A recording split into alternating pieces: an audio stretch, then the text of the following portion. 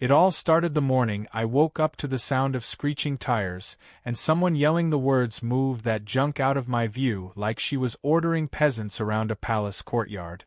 I pulled back my curtain and there she was, Karen in all her glory, standing beside her neon yellow Lamborghini parked dead center across my gravel driveway, blocking both my truck and the utility trailer I needed to haul tools for my weekend project. Her sunglasses were huge enough to cover her arrogance but not her smug grin, and when I stepped outside to ask her to move, she simply waved a manicured hand and said, "Oh, relax, it's just for a bit. My car looks better in your background than my lawn does." That line, right there, was the spark that lit the entire wildfire. I didn't know it then, but that same woman who thought her Lambo could own the neighborhood would one day meet something far louder, heavier, and more unstoppable than any car she could ever dream of owning, and it had tracks instead of tires. But that part comes later. For now, it began with my patience and her ego colliding in one small cul-de-sac that was about to witness the most bizarre feud in the suburb's history. I lived at the end of Birchwood Lane, a quiet stretch that looked peaceful until Karen moved in 3 months ago. Before that, life was blissfully simple. I fixed old engines, helped my neighbors mow lawns, and occasionally hosted small barbecues. Then she arrived with her Lamborghini, her influencer attitude, and her daily declarations of how the neighborhood didn't meet her aesthetic standard. She complained about the mailboxes being too basic, the fences being too rural, and even the color of my workshop roof, which apparently clashed with her home's Italian minimalism. The first week she lived there, she called the HOA 3 times just to complain about me storing a tractor behind my garage, even though it was fully within regulation. When the HOA told her it was fine, she began parking her car at odd angles near my property line just to make a statement. But today she went too far, blocking me in entirely. I asked her politely to move the car. She took a slow sip from her energy drink, looked at me as though I were asking her to donate a kidney, and said, "It's just one photo shoot, don't be so dramatic." The gall of it left me speechless for a second. Then she called her friend over, a guy with a camera and the kind of hairstyle that screamed professional poser, and they began taking shots of her leaning against my fence, flipping her hair while the Lambo gleamed in the sun like it was allergic to humility. I couldn't even get my truck out, so I walked to her and said, "I need to leave for work, please move your car now." She smirked and said, "Oh, you work? How cute." That was the moment my patience fractured like dry wood under pressure. I took out my phone, snapped a few photos of her blocking my driveway, and said calmly, "Fine, I'll let the police handle it." She laughed like I'd just told her the sky was purple and replied, "Go ahead, I have followers in the mayor's office." When the officer arrived 15 minutes later, Karen greeted him like an old friend and started talking before I could even say a word. She said I was harassing her, that my property was unsafe for her car, and that my tractor was scaring her dog, which, by the way, was a miniature poodle that barked like a dying alarm clock. The officer, bless his professionalism, asked her politely to move the car. She did so, but only after rolling her eyes and muttering something about small-town people with big insecurities. As soon as the cruiser left, she leaned out her window and yelled, "This isn't over, you'll regret calling them." I smiled and waved, because I knew people like her feed off reactions, and the best revenge is patience with a long memory. The following days turned into a slow-burning contest of wills. Karen began her campaign of subtle sabotage. My trash cans mysteriously disappeared one morning and reappeared later with paint spilled inside them. My mail got delivered to her box twice, and I found one letter opened and taped shut. When I confronted her, she played innocent and said, "Oh, I thought that was from my real estate lawyer, silly me." I kept quiet, documenting everything, because I could see she wanted a fight. She wanted me to lose my cool in front of everyone so she could play the victim. The neighbors started whispering too, some sympathizing with me, others too afraid of her connections to get involved.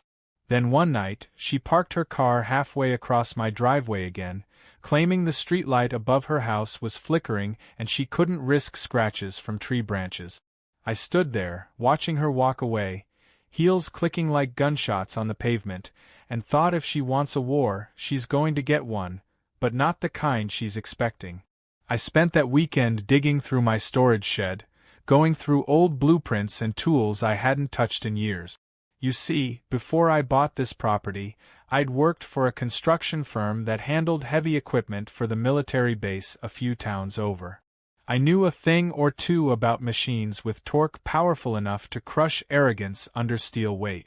An old friend still worked there, and when I called him to ask about a certain retired piece of equipment they used for training, his laugh told me he understood exactly where this was heading. We made a plan, one that didn't break any laws but would send a message so clear even a Lamborghini owner would understand it. In the meantime, Karen escalated her antics. She started telling neighbors I was storing illegal machinery. She filmed me mowing my lawn, saying it was environmental pollution. Then she hosted a community brunch, where she bragged about installing security cameras facing my property. The irony? She accidentally caught her own car blocking my driveway again in one of those camera feeds. When I showed that footage to the HOA, they shrugged and said we can't control where guests park. So I smiled and said okay, then I'll handle it privately. That was the turning point.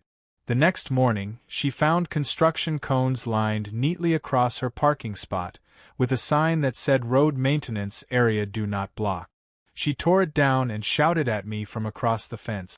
I just waved, pretending to be on a call. Later that afternoon, a flatbed truck rolled into the cul-de-sac, carrying something covered under a huge tarp. Karen came out instantly, phone in hand, ready to record what she thought would be evidence of some illegal construction project. The tarp came off slowly, revealing not a digger, not a tractor, but a decommissioned military tank shell. No gun, no ammunition, just the frame, refurbished and painted deep forest green. The look on her face was priceless. I told the delivery guy park it right there, it's for the restoration project. The guy laughed and said sure thing boss. And just like that, Karen's Lamborghini had a new neighbor, one that dwarfed it in every possible way. She screamed that it was illegal, that it violated HOA policy, that it was intimidation. I simply said it's decorative. You have your Italian car, I have my historical machinery. Equality, right? She stormed off, and I watched her engine roar as she sped away. I leaned against the tank, smiled, and whispered, the fun's just starting.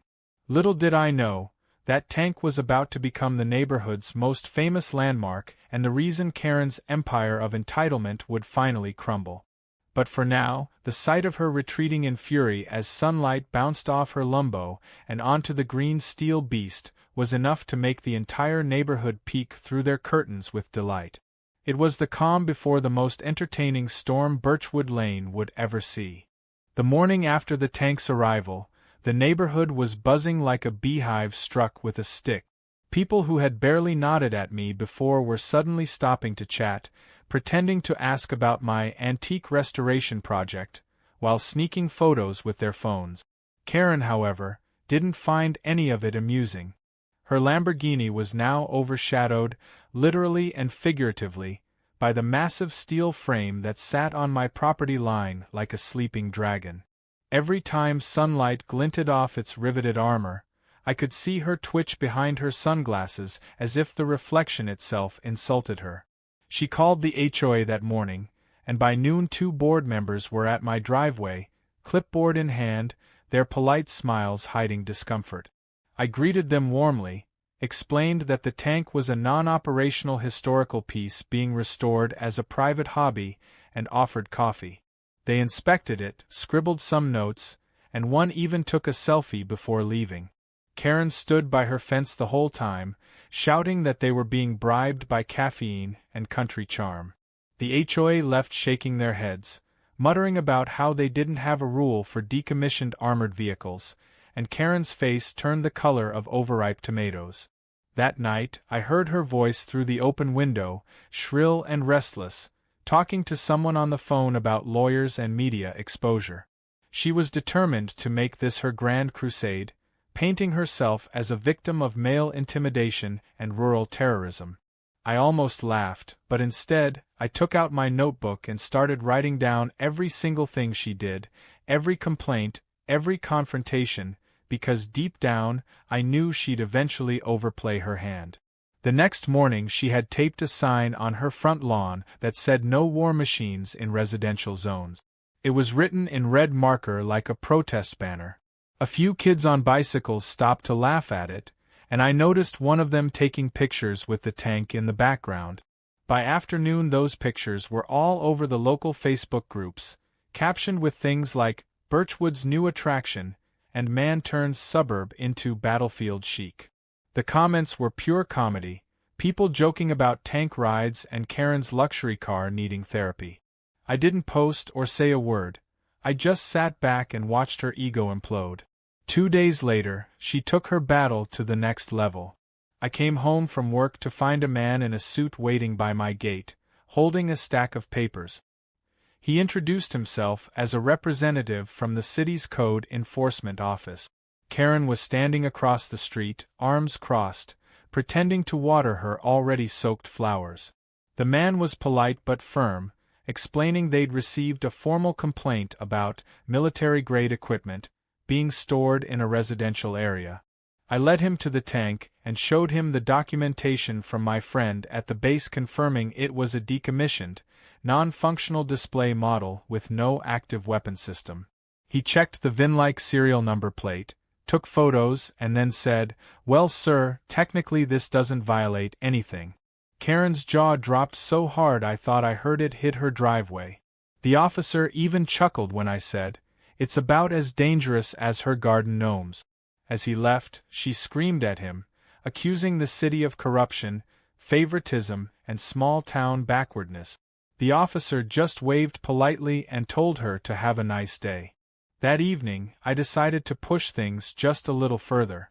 I set up some soft LED lights under the tank's hull so that it glowed faintly at night. It wasn't bright enough to bother anyone, but it cast a subtle green hue across the cul-de-sac, making the whole thing look cinematic. Karen came out instantly, phone camera flashing like paparazzi, shouting about light pollution and psychological harassment. I simply said it's art installation lighting, decorative only. She stomped away muttering that she'd have her attorney handle it. Within hours, I heard the familiar purr of her Lamborghini leaving her driveway. I thought she'd gone for another one of her midnight drives, but apparently, she was heading downtown to complain in person to the mayor's office. That's when my phone buzzed with a text from a friend who worked there saying you've officially made headlines in our group chat. They can't stop laughing at her complaint form titled, "Suburban Tank Threat." The following week was chaos disguised as entertainment. A local blogger caught wind of the story and came by with a camera crew. They asked to film the Tank Man for a short human interest piece about creative hobbies during suburban dispute. I politely declined to speak on record but didn't stop them from filming the tank from the street. Karen tried to shoo them away, claiming they needed permits, but the reporter just said, "Public view, ma'am, we're fine." The video went viral within a day, and comments flooded in from all over. Some people called me a genius, others joked about HOA PTSD, and someone even made a meme comparing her Lamborghini to a plastic toy next to my steel giant. Karen was livid. She parked her car sideways again, revving the engine like a furious wasp, trying to drown out the laughter of passing neighbors who slowed down just to admire the tank. By midweek, she started her smear campaign. Flyers appeared in mailboxes accusing me of creating an unsafe environment, citing fake statistics about explosions and property value drop. Most people tossed them away, but one elderly neighbor showed me his and chuckled, saying she's lost it. The funny thing was, every attempt she made to humiliate me only made her look more unhinged. People started calling her Lambo Karen behind her back, and her fake smile at the morning joggers turned into silent glares.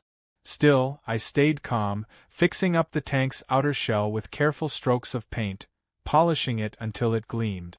It became a neighborhood symbol of quiet resistance, the thing that said you can't bully everyone just because you have a shiny car and a loud voice. But Karen wasn't done. She tried to outshine the attention by hosting an extravagant car show in her driveway. She invited her influencer friends, decked the place out with banners, and hired a DJ who blasted bass-heavy music loud enough to rattle windows. I watched from my porch, sipping lemonade, as a line of sports cars rolled in, parking illegally along the curb. She strutted around in a glittering silver dress, pretending not to notice the crowd forming around my property instead. Kids wanted photos with the tank. Adults kept laughing about how they'd rather see the beast than another overpriced Lambo. Her event backfired spectacularly when one of her guests accidentally scraped her car door on the fence while trying to park. Her scream echoed down the street, followed by an argument so loud it made the DJ lower the volume. That was the first crack in her perfect social media image, the first time her friends saw her lose control. The next day, she confronted me again. She stormed over in her heels, makeup smudged, holding her phone like a weapon. "You think this is funny," she shouted. "You've ruined my reputation, my event, my brand." I stayed calm and said, "I haven't done anything but park on my property.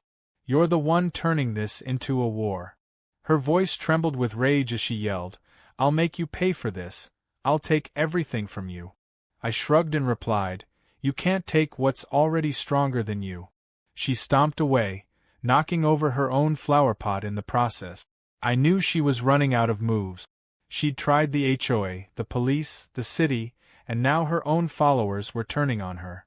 Still, something in her eyes that day told me she wasn't done, that her next step would be desperate, maybe even reckless. That night, I heard the roar of her car again, this time louder than ever, and when I peeked out, I saw her headlights shining straight at the tank like she was daring it to move. She revved the engine over and over, shouting curses into the night. The neighbors peeked through curtains but no one intervened. Finally, after one dramatic rev, she peeled out of there, tires screeching, leaving a streak of burned rubber across the asphalt. I watched her tail lights disappear into the darkness and sighed, realizing this was turning from petty rivalry into full-blown obsession. She thought she could outshine, outspend, and outshout everyone, but she didn't understand that some people fight differently. I looked at the tank, its dark silhouette resting peacefully under the moonlight, and whispered to myself, "Patience wins wars." I had no idea then that her obsession would soon spiral into something far more chaotic than anyone on Birchwood Lane had ever seen. The next act in our strange suburban battle was coming, and it was going to make the tank look tame. The following week began with an uneasy quiet that felt almost unnatural, like the air before a summer storm. Karen's house was unusually still, her car gone most of the time, her blinds drawn tight. For the first time since her arrival, the street didn't echo with her voice barking orders at landscapers or her music blasting through her garden speakers. I thought maybe she'd finally run out of steam or taken her tantrum somewhere else. But deep down I knew she was plotting, because people like her don't just quit, they reload. I kept going about my life, tinkering with the tank's panels, repainting its edges, keeping my driveway clean, and pretending everything was fine. It was peaceful for 3 days. On the fourth, that peace shattered like glass under pressure. It began with a knock on my door. I opened it to find 2 uniformed men wearing badges that read Environmental Compliance Division. They said they'd received an anonymous report that I was storing hazardous waste and leaking fuel from military equipment. I almost laughed, but they weren't in the mood. They carried meters and paperwork and started inspecting everything from my garage floor to the drainage line near the tank. Of course, they found nothing. The only thing leaking was Karen's patience for losing. They left apologetically, telling me they'd had 3 similar false reports that week. I nodded and thanked them, realizing she was escalating in secret now, attacking from the shadows instead of the driveway. Later that day, my neighbor June came over holding her tablet, showing me a social media post from a private neighborhood group that Karen ran. The post had a photo of my tank with the caption, "Terrorizing Birchwood, when hobby becomes hazard." The comments were divided, some siding with her out of fear, others mocking her paranoia. One read, "I'd rather live next to a tank than next to her." Another said, "Pretty sure that thing's more stable than Karen's mood." I couldn't help but grin. Still, it stung knowing she was trying to poison my reputation quietly. I decided not to respond publicly. Instead, I focused on fixing up the tank's interior lighting, installing a small speaker that played soft classical music during the evenings. It was peaceful, and it made the entire street smell of calm defiance. But Karen's silence was deceptive, because 2 nights later, something happened that made the whole neighborhood take sides for real. It was around midnight when I heard the sound of metal scraping and a low thud, followed by a hiss like air releasing from a valve. I rushed outside and found her crouched beside the tank, flashlight in hand, a wrench dangling from her fingers. She froze when my porch light came on. I shouted, "What the hell are you doing?" She stammered, "I was just checking, for leaks for safety." But the open toolbox beside her and the loosened bolts on the tank's side said otherwise. She'd been trying to tamper with it. I grabbed my phone and snapped photos while she screamed that it was harassment, that she had a right to protect her property from danger. Within minutes, the noise drew half the block outside, and soon a small crowd had gathered. Someone called the police. When the officers arrived, Karen turned on the tears, claiming I'd threatened her and that she was only inspecting a potential hazard. But the evidence was all there, the tools, the loosened bolts, and my security camera that had captured her sneaking onto my property. The officers asked if I wanted to press charges, but I said no, not yet. I just wanted them to document the incident. They gave her a stern warning and told her not to step foot on my property again. She stomped back home, screaming that this was far from over. The next morning, she doubled down. She parked her Lamborghini right in front of the tank, nose to steel, as if declaring war through horsepower. The bright yellow car gleamed in the sunlight like a defiant flag. I stood on my porch drinking coffee, watching her pace back and forth in front of it, probably waiting for me to react. I didn't. Instead, I calmly set up a signpost near the tank that read, "Do not touch. Private restoration in progress." She shouted from her lawn that I was provoking her. I smiled and said loudly enough for others to hear, "I don't provoke, I preserve." The neighbors chuckled, and she stormed inside, slamming her door so hard it rattled her own windows. Over the next few days, tension turned into spectacle. People started bringing lawn chairs in the evenings, sitting across the street to watch the silent standoff between the Lambo and the tank. It became a joke, Team Steel versus Team Yellow. Someone even made t-shirts that said, "Tank Lives Matter." Karen hated every second of it, her pride bruised more than her ego could handle. But I wasn't trying to win laughs. I was waiting for her to make her biggest mistake. And it came faster than I expected. A local magazine picked up the viral story from social media and decided to run a feature on suburban rivalries gone wild. They sent a photographer to take pictures. The day he arrived, Karen was already outside, dressed like she was walking a red carpet, pretending to wash her car. The photographer ignored her completely and focused on the tank.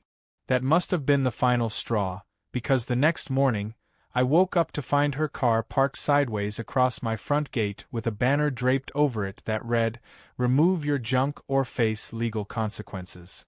She had truly lost her grip.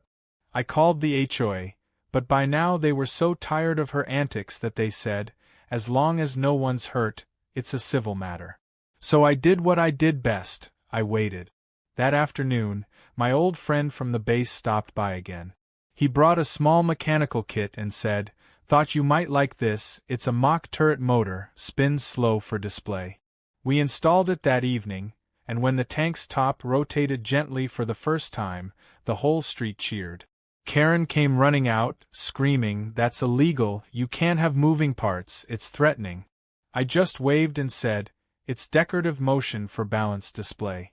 She screamed louder, her voice cracking as she stomped her heels on the pavement, but no one took her seriously anymore. Even her dog refused to come outside. That night, she made her most foolish move. Around 2 a.m., she tried to tow her own car away from my gate, but in her rage, she misjudged the angle.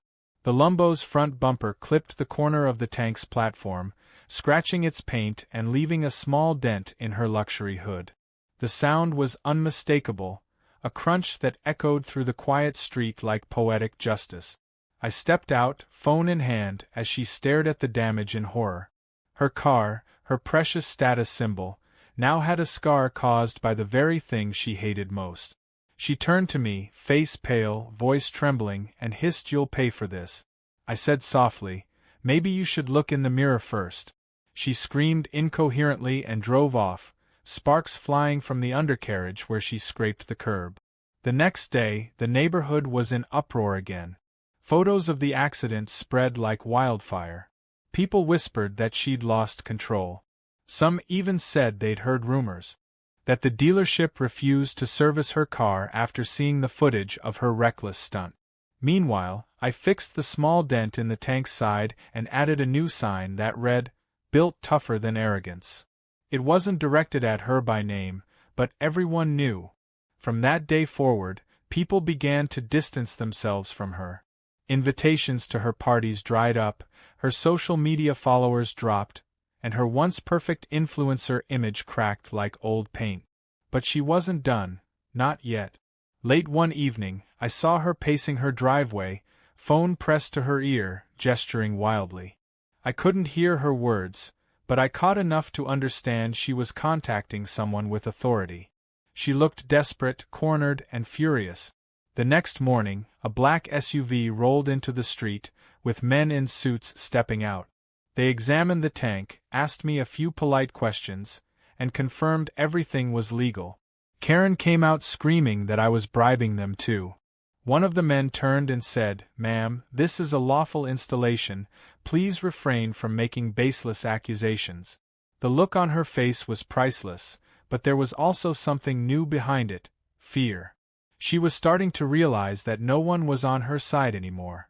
That night, I sat by the tank, the air cool and quiet, thinking about how something that started with a blocked driveway had turned into this psychological chess mat.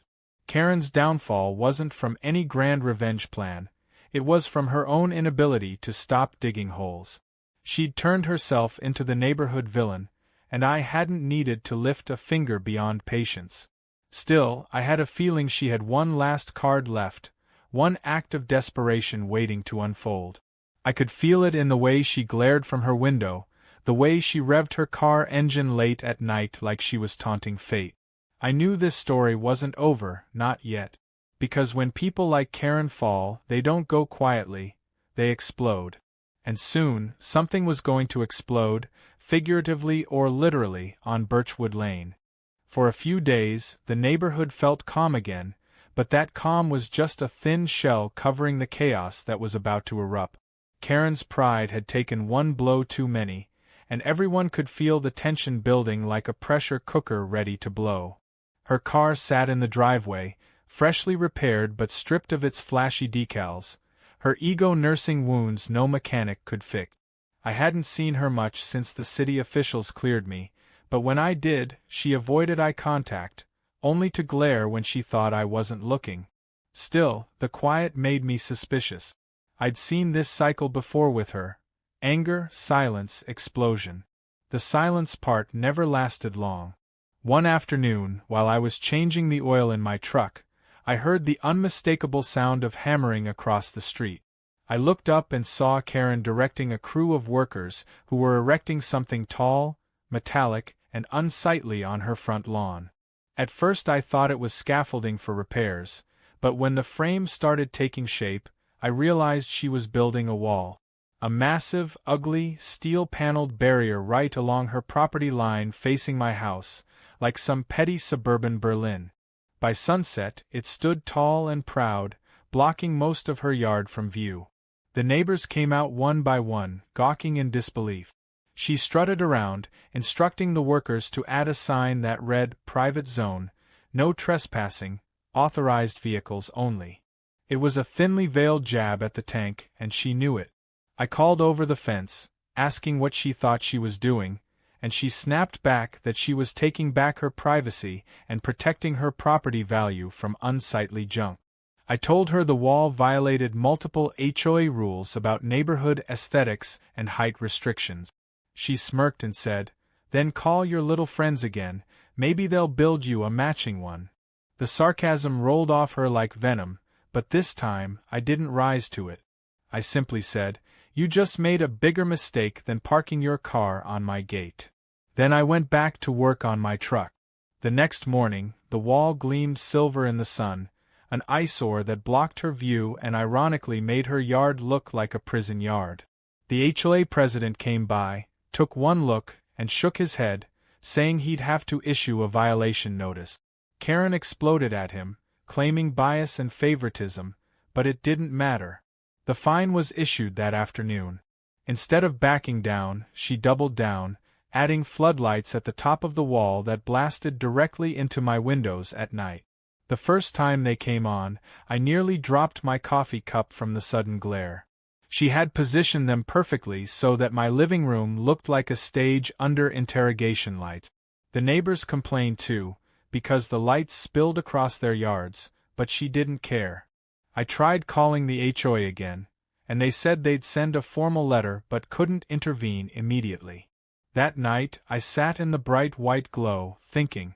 Karen thought she could exhaust me, but she'd forgotten that patience was my strongest weapon.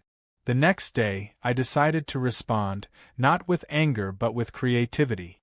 I went to a local art store, bought some large sheets of reflective aluminum, and built a set of angled panels that redirected the light right back toward her house. When her floodlights came on that evening, her own living room lit up like a movie set, turning her night of petty triumph into a glaring nightmare. I heard her shriek when she realized what had happened. The sound of curtains being yanked shut followed almost instantly. I couldn't help but laugh quietly. I had found her weakness. She couldn't handle being outplayed publicly. The next morning, she came storming over, waving a letter. "This is harassment," she shouted. "You can't just bounce lights back at me." I replied calmly, "I'm only recycling your energy." She stomped off in defeat, but I could see the gears turning in her mind. Later that week, she attempted another strike. I came home one evening to find my mailbox vandalized with red spray paint spelling the words, "Terror Toy." My security camera caught a blurry figure matching her height and hair, sneaking across the street just before midnight. I didn't even need to call the police this time. I printed the footage, attached it to a formal complaint, and sent it to both the HOA and the city. The next morning, she received another notice, this time for vandalism. Her face when she saw the envelope was a mix of rage and disbelief, like a magician watching her tricks get turned against her. She threw the paper on her lawn, shouting that everyone in the neighborhood was conspiring against her. At this point, no one even tried to hide their laughter. But Karen wasn't one to give up humiliation gracefully. On the weekend, she invited a few of her old influencer friends again, claiming she was filming a property defense vlog. They arrived in expensive cars, wearing fake smiles, clearly they're out of curiosity rather than support. Karen stood in front of her steel wall, microphone in hand, dramatically narrating her version of the story about an unhinged man with a war machine terrorizing her peace. Unfortunately for her, the neighbors had grown tired of her lies. Halfway through her monologue, old Mr. Parker shouted from his porch, "You started it, Karen." Then June added, "Tell them about the lights you blasted at us." The camera caught everything, the shouts, the interruptions, and her awkward attempt to smile through clenched teeth. The video ended up being a disaster. When she uploaded it, the comments section turned into a battlefield. People accused her of exaggerating, lying, and craving attention. One comment said, "That guy's tank has more personality than you." Another said, "If the tank's symbolic, you're the villain in this story." She deleted the video within hours, but screenshots had already spread everywhere. That evening, as I was washing my driveway, I noticed her pacing again. She looked exhausted, her perfect hair messy, her phone clutched like a lifeline. Then, out of nowhere, she shouted across the street, "You think you've won, don't you?" I didn't answer. She pointed toward the tank and yelled, "You'll see. Everyone will see," before storming back inside. Her outburst made me uneasy. I had seen people humiliated before, but there was something in her tone this time that felt unstable, almost desperate. I decided to keep my cameras rolling overnight, just in case. Sure enough, around 3 in the morning, motion sensors went off. I checked the live feed on my phone and saw her sneaking across the road again, this time carrying a large bucket and a garden hose. She crouched near the tank, fiddling with something at the base. I couldn't see exactly what she was doing, but then I heard the faint hiss of water. My stomach sank as I realized she was trying to flood the ground under it. I threw on my jacket and ran outside, shouting her name. She jumped back, startled, dropping the hose and slipping in the mud. The bucket tipped over, splashing her legs and soaking her silk pajama pant. I hit the lights, and the sight was pure chaos. Karen sitting in the puddle, covered in mud, mascara streaking down her face, screaming that I was stalking her. The commotion woke several neighbors, and before long, phones were out recording the spectacle. When the police arrived, she tried to spin her usual tale, but the evidence was undeniable. The hose still running, the wet footprints leading from her yard, and my security footage showing everything. They didn't arrest her, but they did issue a stern trespassing warning and told her one more incident could result in charges. Watching her being lectured by an officer in her soggy pajamas was a scene I'd never forget. As she trudged back to her house, the mud squishing with every step, the neighborhood collectively exhaled. That night, I finally slept without worry. But my rest was short-lived, because the next morning brought the biggest surprise yet. A moving truck pulled into Karen's driveway. She was leaving, or at least that's what everyone assumed. But then the workers unloaded not boxes, but massive rolls of vinyl banners, sound equipment and camera tripods. Within hours, her front yard was transformed into a filming set. She had decided to double down again, launching a full-blown documentary project about her so-called oppression. As ridiculous as it was, I knew this would blow up in her face, because the internet never forgets hypocrisy. Still, the noise, the lights, and the cameras were an immediate nuisance. The irony was delicious, though. After all her complaints about my tank being disruptive, she had turned her home into a film studio. I just watched silently, knowing that sometimes the best revenge is simply letting someone destroy themselves in public view. She thought she was reclaiming her narrative, but in reality, she was digging the grandest hole yet. And the moment the first episode went live, it would trigger the chain of events that would make the whole world laugh and finally end her reign of entitlement once and for all. The tank had started the war, but what was coming next would end it with a roar that even her Lambo couldn't drown out. The next morning began with the low hum of generators and the constant shouting of production assistants as Karen's front yard transformed into what looked like a chaotic circus of cables, cameras, and microphones. She was pacing in a shiny silver jacket, barking orders like a director who had lost control of her own set, while her crew scrambled around pretending they understood what she wanted. Her plan was obvious now. She was trying to make herself the victim, crafting a dramatic sob story about the man with the tank who destroyed her peace. The neighborhood, of course, had mixed feelings. Some found it hilarious, others were annoyed by the commotion, and a few older residents started calling it Karen's reality show.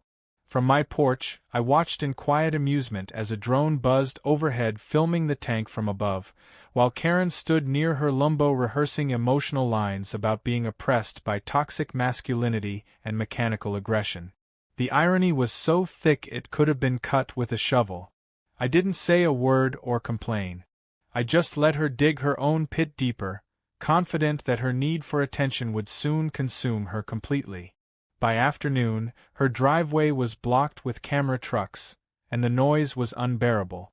The director, a young guy in sunglasses with a forced smile, knocked on my door at one point asking if I'd like to give my side of the story on camera. I told him politely that my side wasn't for sale and that truth didn't need editing. He smirked, said suit yourself, and left. An hour later, I could hear Karen filming what was clearly a staged argument scene, yelling lines like, "He pointed that tank at me," and "My life is in danger," while dramatically clutching her designer handbag as though it were a life preserver. The neighbors, unable to take it seriously, started gathering behind fences to watch. One even brought popcorn. Every time Karen screamed, muffled laughter rippled through the yards. The absurdity of it all was reaching new heights. But then things started to shift in my favor without me lifting a finger. When the production wrapped that evening, the crew left behind piles of equipment and parked vans along the street, blocking driveways. June, my neighbor across the road, tried to get her car out but couldn't. When she confronted Karen, the woman waved her off saying, "We're filming for a national audience, you'll thank me later." June didn't thank her. Instead, she called the HOA and the local code enforcement office. The next morning, 2 officials showed up, inspecting the unauthorized filming activity. It turned out Karen hadn't applied for a permit. Within an hour, she was served a citation for unapproved commercial use of residential property and public obstruction. The look on her face when she realized her grand plan had backfired again was pure gold. She tried to argue, claiming it was an art project, but the officer simply said, "Ma'am, if it has a production crew and sponsors, it's not art, it's business." The crew packed up in silence while the neighbors clapped from their porches. Her humiliation spread faster than her video content ever could. The local newspaper ran a small piece titled, "Influencer Violates Permit Laws During Suburban Feud." The online comments were brutal, calling her entitled, tone-deaf, and delusional. The fame she craved was finally hers, but for all the wrong reasons. I thought that might finally break her spirit, but instead, she became more unpredictable. She stopped smiling in public, stopped dressing up, and started driving recklessly around the neighborhood at night. Once, she even revved her car engine outside my driveway for a full minute before speeding off, tires screeching. The neighbors began whispering about her losing her mind. Some avoided her altogether, others simply pitied her. I tried to focus on my work, telling myself it was over, that she'd eventually move away. But people like Karen don't fade quietly, they burn out in a blaze of self-inflicted chaos. A few nights later, around midnight, I heard a roar louder than anything before. I looked out the window and saw her Lamborghini idling across from my driveway, headlights glaring at the tank. She was standing outside, barefoot, holding a bottle of something in one hand and shouting at the top of her lungs. "You think you won. You think everyone loves you because of that stupid hunk of metal. Well, let's see what they think when it's gone." My heart sank as she staggered forward, clearly drunk, sloshing what smelled like gasoline across the gravel near the tank's base. I ran outside shouting for her to stop, but she spun around, wild-eyed and trembling, yelling that I had ruined her life. The neighbors' lights started flicking on one by one, people peeking through curtains as the scene unfolded. I grabbed the hose and turned it on full blast, spraying the ground before she could light anything. She screamed as the water soaked her, slipping in the mud again just like before.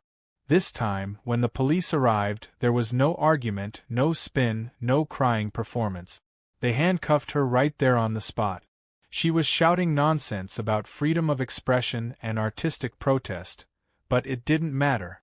The evidence was undeniable: gasoline smell, open bottle, lighter in her hand, and half the neighborhood watching live. They took her away, and for the first time since she'd moved in, Birchwood Lane was silent. The officers later told me she'd be charged with reckless endangerment and trespassing, maybe even attempted property damage depending on what the investigators decided. I didn't feel victorious, just tired. The feud that had started over a parking spot had escalated into something that could have burned down half the street. Still, I was grateful no one got hurt. The next morning, a city truck came by to clean up the area, and the neighbors gathered quietly, shaking their heads. June handed me a cup of coffee and said softly, "She brought it on herself." I nodded, but deep down I felt a strange mix of relief and sadness. Karen had destroyed herself trying to destroy me. In the days that followed, her house remained dark and empty. Rumors spread that she had been released on bail but was staying somewhere else, too embarrassed to face anyone. The HOA sent letters to remind her of unpaid fines, and the for sale sign went up a week later. I thought that was the end of it, but then came the final twist, the one that would make this story legendary. One morning, as I was checking the mail, I saw a convoy of military vehicles driving down the street. Not real combat units, but veterans from a nearby base hosting a local charity parade. My friend from the base was among them, and when he saw me, he stopped his vehicle, a fully restored tank of the same model as mine, but operational. He grinned and said, "Heard your neighborhood's been a battlefield. Thought we'd bring the big boys for the parade route." I laughed and said, "You couldn't have picked a better street." As the parade rolled past, kids waved flags, parents filmed videos, and the whole cul-de-sac erupted in cheers. Karen's empty house sat silent behind its stupid steel wall, while two real tanks rumbled by, drowning out her memory in a roar of pride and community. My old display tank gleamed in the sunlight, now officially part of the parade route as a local exhibit. The irony wasn't lost on anyone. The woman who tried to erase it had instead turned it into a neighborhood symbol. That day, the HOA president came up to me, shaking my hand, saying, "We were wrong about the tank. Turns out it brought everyone together." Later that afternoon, as the parade wrapped up, a moving truck pulled into Karen's driveway. Her real estate agent stepped out, placing a large "Sold" sticker on the sign. She wasn't coming back. I watched quietly as the truck loaded the last of her furniture, wondering if she'd ever understand how much of her misery was self-inflicted. The neighborhood returned to peace, laughter filling the air again. June hosted a barbecue that weekend, and everyone joked about putting the tank on the HOA logo. Someone even brought a cake shaped like a little green tank crushing a yellow sports car. When the sun set that evening, I sat on my porch, watching the glow fade across the steel surface of the tank. It wasn't a symbol of conflict anymore.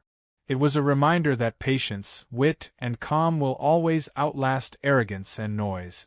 Sometimes victory doesn't come from revenge, but from letting someone implode under the weight of their own entitlement.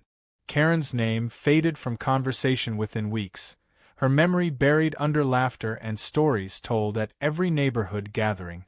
And though the Battle of Birchwood Lane was over, every time I heard the faint hum of engines in the distance, I'd smile, remembering the day she thought her Lamborghini could stop me, and the day the tank came to prove her wrong once and for all.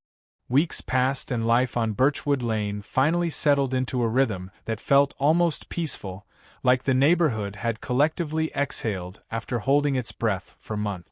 The tank stood quiet and dignified in my yard, a piece of history that had become an accidental monument to patience and poetic justice. People who once avoided my driveway now slowed down just to smile or wave as they passed. Kids still loved taking pictures beside it, and even the HOA, once my greatest annoyance, now used it as a prop during their community event photos. It was strange how something that had started as a neighborhood nuisance had turned into a local attraction. Karen's house remained empty for a while, the curtains drawn and the steel wall still standing like a monument to stubbornness. But it didn't stay that way forever. Eventually, the house sold to a young couple who wanted nothing more than peace, and the first thing they did after moving in was tear that wall down. When the panels fell with a loud metallic clang, the entire block clapped and cheered. It felt like the end of an era. Still, there was a strange curiosity left behind about Karen. People whispered about what happened to her, and rumors floated around that she had moved to the city trying to rebuild her influencer career under a new name. One neighbor claimed they saw her on social media posting photos of herself in front of rented luxury cars, pretending she was happier than ever. But those of us who had lived through her reign of entitlement knew the truth. She'd burned too many bridges to ever rebuild her image. Sometimes I wondered if she even understood what she had lost. She had everything most people dream of: money, fame, a flashy car, but no sense of humility or decency to keep any of it. And that's why she fell so hard. Life returned to its old rhythm.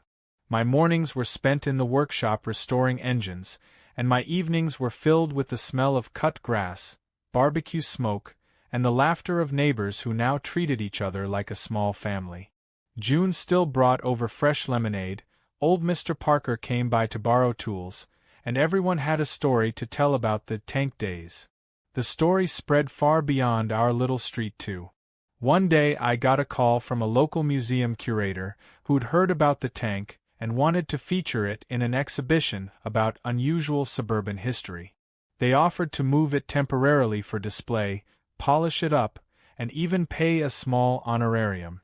I laughed but eventually agreed, thinking maybe it was time for it to rest somewhere where people could appreciate its story without the drama attached to it. The day they came to transport it felt strange. The crane lifted the old steel beast onto the trailer, and for a moment I felt a twinge of sadness. It had been more than just a prop, it had been a symbol of standing your ground against arrogance.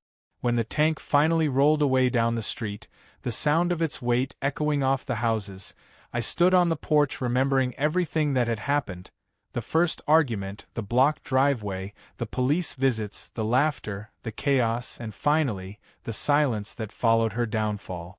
The neighbors gathered to watch it go, and June said quietly, "Funny how something meant for war ended up bringing us peace." I nodded, knowing she was right. That night, the street looked empty without it, but also somehow freer. For the first time in a long while, the moonlight reached every corner of the cul-de-sac without being blocked by metal or pride. A few weeks later, I decided to visit the museum to see how the exhibit looked. They had done an incredible job restoring it, cleaning every inch until it shined like new. There was even a small plaque beside it that read, "The Birchwood Lane Stand, a tale of patience versus entitlement." I didn't expect to feel emotional, but reading that title made me smile. They had turned our ridiculous suburban feud into a lesson. Visitors took photos, read the backstory, and laughed in disbelief at how something so small had spiraled into legend. A reporter approached me that day asking for a quote, and I said simply, "Sometimes you don't need to fight fire with fire. Sometimes you just let people burn themselves out." It ended up as the headline in the local paper, and for weeks, people sent me clippings with little notes of admiration. I wasn't a hero, but I had become a reminder that calm and quiet resolve could outlast any noise. But one evening, months later, something unexpected happened that brought the story full circle. I was sitting on my porch watching the sunset when a black SUV pulled up near the curb. A woman stepped out slowly, wearing dark glasses and a scarf, her hair tied back. Even before she spoke, I knew it was Karen. Time had softened her, but not entirely. She looked tired, smaller somehow, like the weight of her own pride had finally worn her down. She stood there for a long moment before walking up to my fence. "I didn't think you'd still live here," she said quietly. I replied that I wasn't the one who ran away. She flinched but didn't argue. There was no makeup this time, no arrogance, just exhaustion. "I came to apologize," she said finally, her voice low and uneven. "I was angry, stupid, and lonely, and I took it out on you. I thought winning mattered more than peace. I didn't say anything at first, just let the silence fill the space. Then I told her that sometimes losing is the only way to learn who you really are." She nodded, looking down, and for the first time since I'd met her, she didn't have a comeback. She handed me an envelope and said it was for the damages and fines she'd never paid before she left. Then she turned to leave. I opened the envelope later. Inside was a short handwritten note that simply read, "You were right. Pride costs more than money." There was also a check, but it wasn't the amount that struck me, it was the sincerity behind it. For the first time, Karen had admitted defeat not to the law, not to the HOA, but to herself. I didn't cash the check. Instead, I framed the note and kept it in my workshop as a reminder that even the most impossible people can change when life humbles them enough. Months rolled by and the story of Birchwood Lane slowly faded from headlines into folklore. The tank exhibit became a permanent installation, and every year, the neighborhood threw a summer gathering where kids reenacted the tank vs. Lambo story with toy cars and plastic helmet. What had once been chaos had turned into comedy and community tradition. People moved in and out, but everyone knew the tale, and newcomers always laughed in disbelief when they heard it. I didn't mind telling it either, not because it made me look smart or clever, but because it reminded me that small moments of patience could shape entire stories that outlived the anger that caused them. Then one evening, as I was locking up my garage, I heard a familiar low rumble. For a split second, my heart jumped, thinking it was Karen's car, but it wasn't. It was the sound of the museum's truck pulling up, returning the tank after renovations for a brief neighborhood display. They had arranged to feature it at the upcoming community festival, calling it the Peace Machine. As the crane lowered it gently back onto my driveway, people came out to watch, cheering like it was a returning hero. I couldn't help but laugh at the irony. What began as a feud had ended with a celebration. When the crowd dispersed, I placed my hand on the cool metal surface and whispered, "You've done your duty, old friend." That night, under the soft hum of streetlights, I thought about everything that had happened. Karen's arrogance, my patience, the laughter, the chaos, the strange justice of it all. And I realized something important. It wasn't about tanks or cars or revenge. It was about respect. The kind that isn't bought, shouted, or forced. The kind that quietly demands its place until the noise wears itself out. Birchwood Lane was peaceful again, and maybe that was the real victory all along. As the wind rustled through the trees and the faint smell of barbecue drifted across the cul-de-sac, I leaned back in my chair, content. Somewhere far away, maybe Karen had found her own version of peace too. Because in the end, even she had learned that no matter how fast you drive or how loud you scream, you can't outrun karma when the tank's already rolling your way.